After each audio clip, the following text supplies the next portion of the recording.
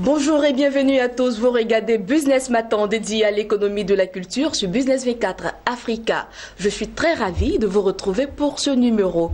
Aujourd'hui, notre invité est Adjé César. Il est doctorant en art du spectacle. Bonsoir. Bonsoir. Merci d'avoir répondu à notre invitation. C'est toujours un plaisir. Merci. Avec vous, nous parlerons du cinéma nigérian, connu sous le nom de Nollywood, qui est aujourd'hui un phénomène cinématographique inédit en Afrique. En un mot, pour ceux qui nous regardent, comment est né le cinéma nigérian? Merci beaucoup, M. Mba. En fait, le cinéma nigérian est né d'abord, si on peut le dire ici, pendant la période coloniale. En 1950, c'est ça, le colonisateur anglais a créé ce qu'on appelle le Film Training School, qui a permis aux premiers opérateurs de prise de vue des pays de langue anglaise de se familiariser avec les 16 mm et les 35 mm. Donc trois étudiants nigériens et puis trois étudiants du Ghana ont eu cette formation-là. Donc il faut d'abord situer cela. C'est-à-dire la première école de cinéma est née dans la colonie anglaise du Ghana. Et puis, dans les années 80, vous le savez très bien que le Nigeria a connu des périodes troubles. Donc, pendant ce temps, il était vraiment difficile pour la population de se retrouver dès la tombée de la nuit dans les lieux de divertissement comme les salles de cinéma, les bars, les restaurants et autres. Donc, la population était plus ou moins à la maison et des habitudes sont nées là. C'est-à-dire, dès la tombée de la nuit, on met des cassettes vidéo et on regarde le film à la télévision en famille. Et cette période a permis l'entrée vraiment massive de films de l'Inde, des États-Unis et d'Europe sur le territoire nigérian. Donc l'habitude cinématographique était née là. Mais le Nollywood même est né de l'idée d'un producteur. Je vais me référer à ma fiche pour ne pas me tromper. En 1990, il s'agit de Oku Ojunifor, c'est-à-dire un cinéaste nigérien qui voulait produire un film. Et vu le manque de salles, il a trouvé un réalisateur pour produire son film, qui était Living on Bondage. C'est le titre du film. Et il avait des difficultés pour faire entrer pour la diffusion des films en salle, parce que cette diffusion ne pouvait pas lui permettre de rentabiliser en fait le film. Et il a opté pour les cassettes vidéo VHS, et il a imprimé ces VHS et il les a distribués. Et le succès de cette distribution-là, c'est du succès de cette diffusion qui est né Nollywood en 1992. Alors, contrairement à Bollywood ou encore à Hollywood, quelle est la particularité du cinéma nigérien? Bon, la particularité de ce cinéma, c'est un cinéma qui est aussi divers que varié. D'abord, il y a les films à gros budget, et puis il y a ce que les Nigériens appellent le pakpa. C'est un peu, je vais vous l'expliquer. En 12 jours, maximum, on tourne un film avec un budget d'environ 9 millions, soit 15 000 $. Il y a cela. Et puis bon, c'est au niveau de la thématique également, c'est-à-dire des thèmes qui parlent du quotidien de la population. À côté d'un cinéma américain devenu universel, que nous connaissons tous, qui est Hollywood, est-ce que les productions filmiques nigérianes se vendent bien à l'extérieur? Ici, les productions filmiques nigériennes se vendent très bien à l'extérieur. En fait, le cinéma nigérien, c'est deux tendances, comme je disais tantôt.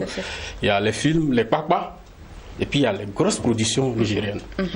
Le cinéma nigérien vit à cause de ce pays-là même, qui est l'un des pays les plus peuplés d'Afrique. Donc ça fait qu'il y a une consommation interne qui existe. La consommation interne qui existe. Donc ça fait que ce cinéma se vend. Ce cinéma profite un peu de cette zone de l'Afrique là, des pays anglophones qui regardent ces films là, qui sont sociétés qui regardent ces films également. Et puis il y a la diaspora africaine dans les autres pays, que ce soit en Asie, aux États-Unis ou en Europe, qui regardent ce film-là. Et puis il y a les Afro-Américains carrément qui commencent à s'intéresser à ce cinéma-là, parce que dans ce cinéma, ils voient vivre une partie d'eux qui est restée en Afrique. Tout à fait.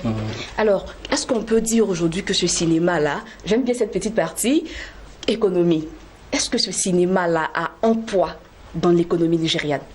Si, on l'a dit dans nos premières émissions ici que si le Nigeria a été la première puissance africaine, c'est à cause de Nollywood. Donc ça, c'est déjà un pas. Et puis il faut reconnaître que le Nollywood, c'est le deuxième employeur du Nigeria après l'agriculture. Le Nollywood, c'est 2% du PIB du Nigeria. Je vais vous donner quelques chiffres. Le budget annuel pour les films, c'est 250 millions de dollars. Avec environ 180 000 films tournés par an. Dans les kiosques, chaque semaine, c'est 30 films qui rentrent en kiosque pour la distribution, avec environ 100 millions de consommateurs permanents. Et en termes de production également, je pense que c'est le Nigeria a produit les films les plus au gros budget en Afrique, en Afrique noire surtout. Il y a le film Otobowan de Kunle Ofoloyan, qui a eu un budget de 3 millions de dollars, environ 1 milliard 600 millions de francs CFA. Je sais qu'il y a certains qui vont tomber des nuits. Il y a également un film. On a parlé ici du financement participatif. C'est le premier projet de financement participatif dans le secteur audiovisuel en Afrique noire, à ma connaissance. C'est of Yellow Sun d'un cinéaste nigérian. Le budget a été réuni par une dame qui est spécialiste dans le domaine de l'économie du cinéma, et ce budget c'est 9 millions de dollars, environ 5 milliards de francs CFA comme le budget d'un film. Dans ce financement, il y a des banques qui interviennent. Je ne vais pas les citer peut-être ici. Il y a des particuliers, il y a des entreprises, il y a des structures qui ont financé, qui ont participé pour réunir ce budget de 9 millions de dollars. Donc c'est pour vous dire que le financement participatif est vraiment réel dans ce cadre-là. De Nollywood. Alors comment le Nigeria est-il arrivé à ce niveau? Est-ce une volonté politique ou simplement la conséquence d'un marché devenu subitement mature à la production cinématographique? Bon, le cinéma, parce que le cinéma nigérien, ce sont les Nigériens. Ça, je le dis clairement. Et il y a d'abord un milieu qui a été propice. D'abord, ce n'est pas un cinéma qui est né subitement. Il y a eu un cheminement. Jusqu'à ce qu'on arrive à un budget de 9 millions de dollars, il y a eu un cheminement. Mais il faut reconnaître qu'il y a certains facteurs, il y en a 3. Il y a les entrepreneurs locaux. C'est-à-dire au Nigeria, il y a environ 300 producteurs, au minimum. 300 producteurs prêts à financer, à injecter de l'argent dans la production. Et qui ne bénéficient pas d'une vision politique quelque part. Hein. Non, il n'y a pas de vision politique en cela. Il n'y a pas de propulsion, je ne sais pas, de la part de quelqu'un. Non, en fait, l'État finance les films d'une autre manière. C'est un peu, oui, on va y arriver. Alors je vous laisse terminer. Donc, il y a les entrepreneurs locaux, et j'ai dit qu'il y a environ 300 personnes qui sont là pour financer, pour sauter sur la bonne graine pour financer ces films. Il y a également les nouvelles technologies. L'Afrique ne crée rien, mais l'Afrique sait exploiter ces nouvelles TIC. Ça, je n'ai rien à vous apprendre. Que ce soit dans tous les domaines de la vie, l'Afrique sait les exploiter. Au départ, c'était les simples caméras digitales. Maintenant, on tourne avec des caméras à haute définition. Et je vous le dis, depuis 2 ans, les Nigériens font venir des grands techniciens d'Europe, des États-Unis pour venir tourner des films sur le continent. Il y a également l'utilisation vraiment maximale des ressources, parce que le Nigeria, c'est une population assez dense. Donc les techniciens viennent souvent contribuer à la production des films, et souvent ils sont rémunérés après la distribution du film. Il n'y a pas de contrat. Contrairement peut-être à nos pratiques peut-être ivoiriennes, là-bas c'est pas comme ça. C'est-à-dire j'ai une production, je prends contact avec un technicien et il vient, je finance la production, et c'est en fonction du comportement du produit sur le marché que celui-ci est rémunéré. Donc c'est un peu ça. Il y a un autre facteur aussi, parce que on l'a tout plus ou moins regardé.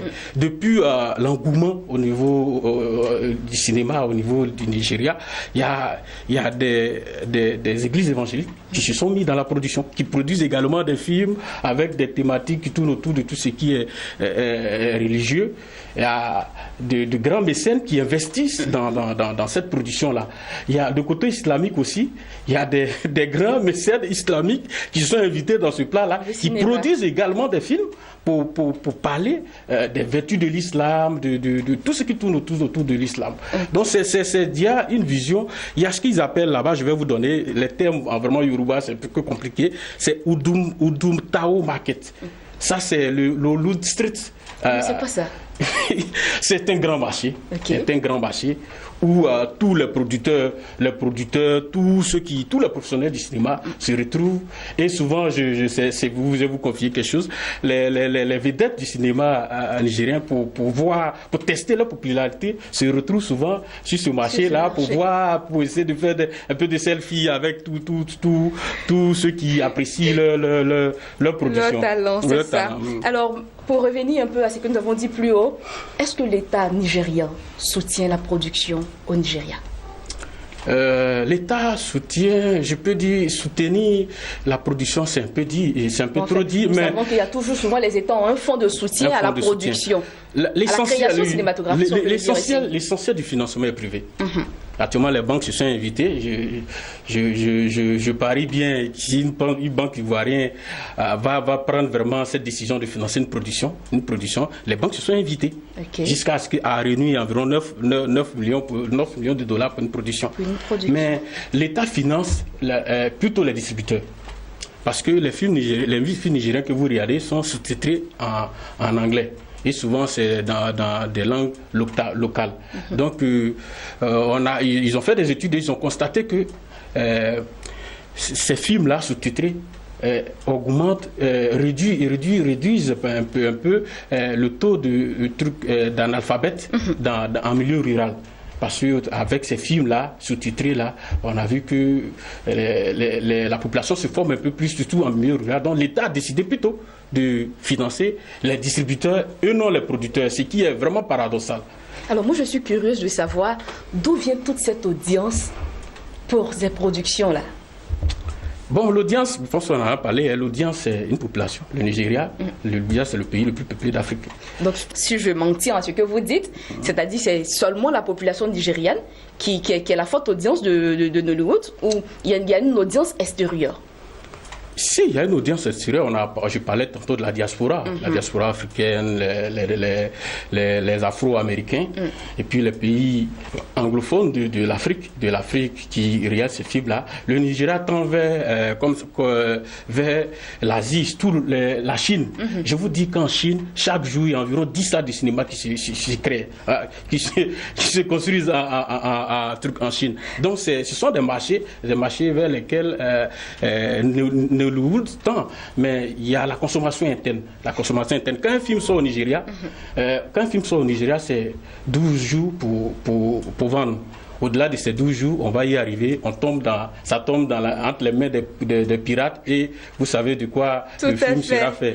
Alors, pour une si grande industrie qu'est Hollywood, est-ce qu'il existe des festivals qui vendent mieux le film nigérien? Les Nigérians, comme vous les connaissez, ils sont très très ingénieux. Ils ont créé le Cannes. C'est Afrique, c'est comme ça ils le disent. Afrique, pardon. C'est Africa International Film Festival du Nigeria, qui a réuni cette année 2016 environ 10 000 spectateurs. 180 films qui ont été nominés au cours de cette section de 2016. Vraiment, c'est du bling-bling. Quand vous regardez, vous voyez vraiment c'est Cannes, en fait. C'est Cannes de Nollywood. C'est du Nollywood. Alors, quand on sait que Cannes a assez d'influence, est-ce que c'est aussi répondant comme ça quand il y a ce genre de festival au Nigeria? Si. En fait, je le disais, le cinéma nigérien, il y a deux tendances. Il y a le Kwakwa dont je parlais, et puis il y a les films avec des budgets comme October One. Donc, avec ces films-là, les acteurs sont bien payés. Et le film de Nollywood a tendance à s'internationaliser, si je peux dire ainsi. On a connu ici le Fruit mûr qui a été tourné en Côte d'Ivoire avec des acteurs ivoiriens, avec un financement nigérien ici. Le budget, c'était environ 200 à 300 millions de francs CFA qui a été tourné sur le territoire ivoirien. Il y a également Jacob Cross, que vous connaissez, qui était une coproduction sud-africaine et nigérienne. Donc, c'est un cinéma qui tend à s'internationaliser. Alors, M. Adjei, nous connaissons des difficultés à toute industrie, voilà, quelle que soit sa nature. Quelles sont les difficultés auxquelles sont confrontées l'industrie cinématographique nigériane? Bon, c'est le problème de toute l'Afrique, hein. C'est la piraterie. Ça, les Ivoiriens connaissent mieux ce phénomène-là que n'importe qui dans le monde. Juste pour rire, en fait, c'est la piraterie. Je disais tantôt, quand un film sort au Nigeria, c'est comme si c'était une durée conventionnelle. Conventionnelle, c'est 2 semaines maximum. Quand le film sort, au-delà de 2 semaines, quand le film tombe entre les mains des pirates, ils font le film bon marché. Et là, les producteurs n'ont pas cette possibilité-là de rentrer entre les fonds. Il y a également les problèmes d'infrastructure. Il y a un seul quartier au Nigeria qui rassemble toutes les activités qui tournent autour du cinéma. Je ne parle pas de Mutao Market. C'est au niveau de la conception, au niveau de la post-production, qui est le Surélire. C'est comme ça ils le disent. Je pense que je prononce bien. Et là-bas, c'est là-bas que vous allez trouver les salles de montage, tout ce qui est post-production, tout ce qui est atelier là-bas au niveau de la production. Et ça fait que c'est difficile de rassembler tout. Il faut décentraliser un peu cette production. Il n'y a pas de studio de production. Toutes les productions se font dans un décor naturel. Il n'y a pas de studio comme à Lourdes où vraiment on crée toute une ville dans une salle. Ça n'existe pas au Nigeria. Et il y a des bandes dans les quartiers d'Abuja où vraiment il faut verser de l'argent à ces bandes-là pour pouvoir tourner dans les quartiers. Donc ça fait que le producteur qui arrête un budget est obligé souvent d'aller au-delà du budget prévisionnel. Pourquoi? Ce sont ces quelques éléments-là qui vraiment viennent entacher un peu l'évolution de cette industrie cinématographique. Il y a également le manque de professionnalisme de certains acteurs au Nigeria. Vous savez, le Nigeria, ce qu'il est, quand tu es un acteur si tu signes un contrat avec une entité pour une production, qu'on vient te proposer plus, ils ont tendance à aller vers celui qui propose plus. Et c'est un manque de professionnalité qui entache un peu l'évolution de cette industrie-là. Donc ça fait qu'ils sont obligés d'arrêter souvent des productions parce que l'acteur principal, c'est allié à une autre production, à une autre équipe pour le tournage d'un autre film. Alors, M. Adjei, nous sommes au terme de notre entretien. Merci d'avoir répondu à notre invitation. C'était un plaisir. Merci. Alors, chers téléspectateurs, merci de nous avoir suivis. Je vous donne rendez-vous la semaine prochaine. D'ici là, portez-vous bien.